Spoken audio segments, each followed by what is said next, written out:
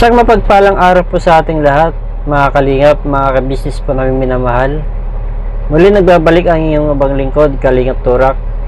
Sa bago pa lang po sa aking Mountain channel, baka pwede po pa-subscribe, pakipindot na rin po yung bell button notification para ma-notify po kayo sa mga bawat video na i-upload po natin. Ganoon din po, pakisuportan din po natin sila Kabisnes Official, Papa Dance TV, Kabisnes Family.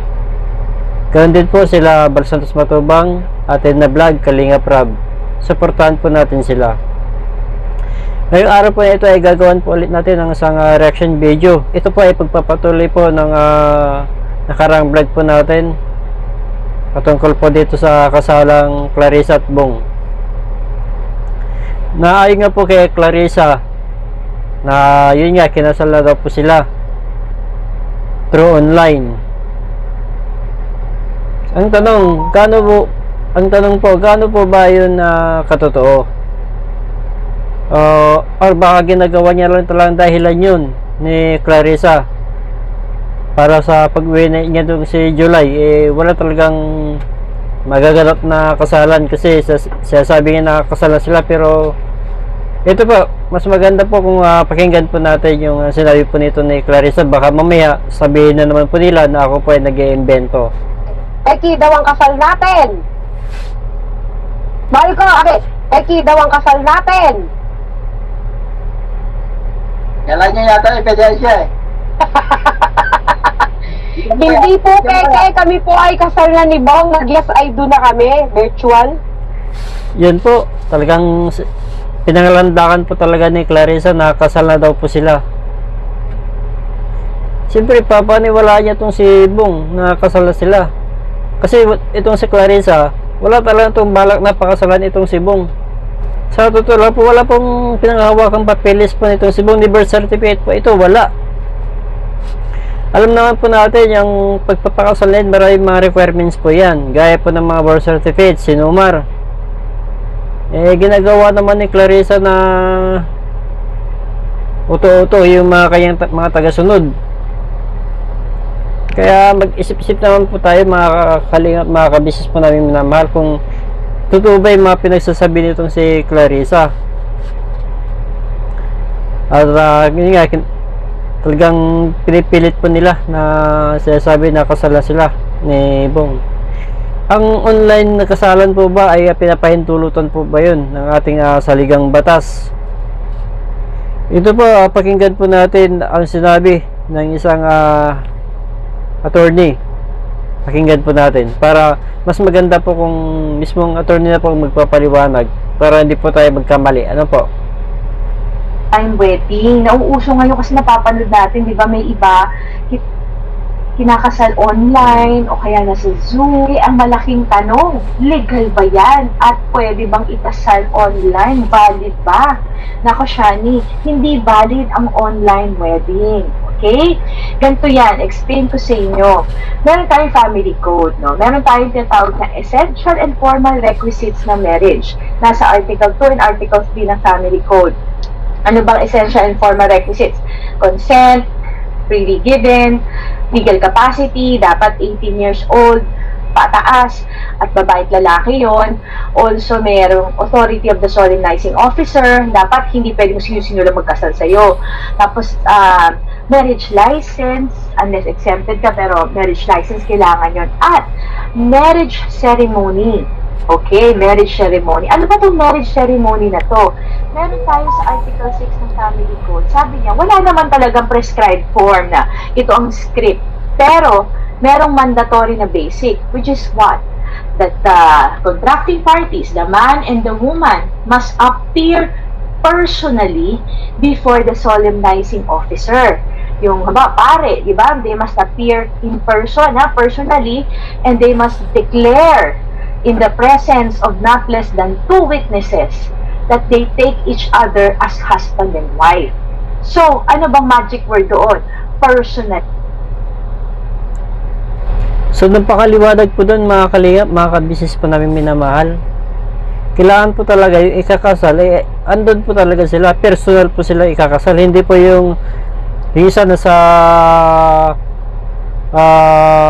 pangalan nito, Isa nasa Pluto, yung isa naman nasa Mars.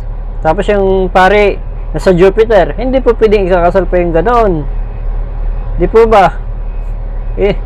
Yun po si Clarissa ay nasa ibang bansa. Itong si Bong ay nasa Pilipinas. Paano ikakasal yung dalawang yun? Tsaka yung pare kung saan man lupalop ng mundo naroon.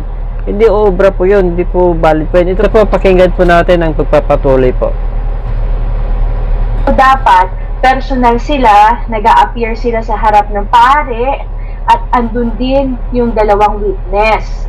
Pag hindi mo ginawa yan, halimbawa yung nag-zoom o online wedding kayo, nandito ako, naka-online, tapos yung pangasawa ko, nandun sa online din, tapos yung pare online, hindi po valid yun.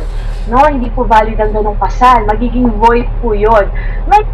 So Clarissa, ngayon alam mo na ha, invalid ang kasal nyo, walang visa. Kaya ginagawa mo lang yan kasi sa totoo lang ayaw mo talagang pakasalan si Bong. Yun ang katotohanan dyan. Gumagawa ka lang ng paraan. Tapos pati mga supporter mo niloloko mo. Grabe ka talaga, Clarissa, sa ginagawa mo sa mga tao. Ginagamit mo talaga sila. Ito po ay pagpapatuloy po ulit natin. Ngayon, ang ano dyan, siguro baka ibang napapanood natin. Pwede yung halimbawa, ako, asawa ko, tapos yung pare at dalawang witness, magkasama kami sa isang lugar na in person. Tapos yung iba, yung mga guest, nanonood lang. Okay yun. Kasi basta ang mga magkakasama sa isang kwarto in person ay yung ikakasal, yung pare, at saka yung dalawa nilang witness. Okay? Yun po, kasi kung hindi po valid yung kasal. Pero kahit hindi po valid yung kasal, hindi ibig sabihin na, uy, hindi pala valid, so pwede na ako magpakasal ulit. Hindi. Papadeclare mo pa yun sa korte na void yung kasal. At ito, warningan ko kayo ha. Alam niyo ba, meron tayo sa Revised Penal Code, Article 350, yung illegal marriage. Na halimbawa, nagpapakasal ka, alam mong illegal. Halimbawa, may iba, alam naman nila illegal, pero ginagawa pa rin nila. Pwede kang maparusahan at pwede kang mapakulong, aabot hanggang 6 years. Prison correctional medium to maximum period. So may kulong po yan kung sinasadya mo, alam mo namang illegal, alam mong mali, sinasadya mo pa rin magpakasal ng ganong pamamaraan. At may liability din dyan yung nagkasal. Kasi halimbawa, yung pare, alam naman niyang illegal yun, di pwede yung gagawin pa rin niya. Pwede rin makulong. So wag po tayo gagawa ng ganyan. Actually, meron na nakabinbin sa Congress na bill na payagan daw ang virtual marriage. Pero hindi pa yung batas. So, yan po, napakaliwanag po yung sinabi po na attorney na illegal po talaga yun. Nako, Clarissa, dandami ka pa. Yung, kung sino man yung nagpakasal sa inyo, makukulong pa. Sama-sama kayo. Grabe ka, Clarissa. Kung ako sa iyo talaga, Clarissa, kung talagang gusto mo talagang pakasalan si Bong, umuwi ka sa Pilipinas, pakasalan mo ng personal. Hindi yung online mong mukha mo, Clarissa. Clarissa ka, tambaluslus ka. Ano ngayon? Ba gusto mong makulong 6 na taon, aba? Kasi nakapublic yung ano mo. Yung sinabi mo, hindi pwedeng sabihin hindi. Sabi mo pa na mayroong ebidensya. Ngayon, ang Clarissa, hinahamon kita. Asan yung sinasabi mong ebidensya mo na ikinasal kayo ni Bong? Bakit hindi mo ipakita? Ha, Clarissa? Clarissang tambaluslos. Kaya yung mga supporter ni Clarissa dyan, mag-isip-isip po kayo.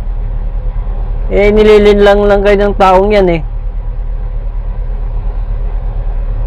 Nako.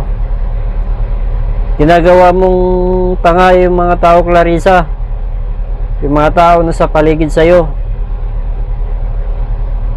Huwag ganun. Pati si Bong, pinapaasa mo. Siyempre, si Bong alam niya na legal na yung mag-asawa kasi wala namang alam itong si Bong. Patungkol sa mga bagay na ganyan. Ikaw ang may isip, Clarissa. Mas nakakalam ka kumpara kay Bong. Pero anong ginagawa mo? Nililin lang mo si Bong. Grabe. So sige po mga kalingap, mga kabisnes po namin na mahal. Hanggang dito lang po ang aking reaction video patungkol po kay Tamboloslos. So ingat po tayo lagi and God bless. Bye bye po.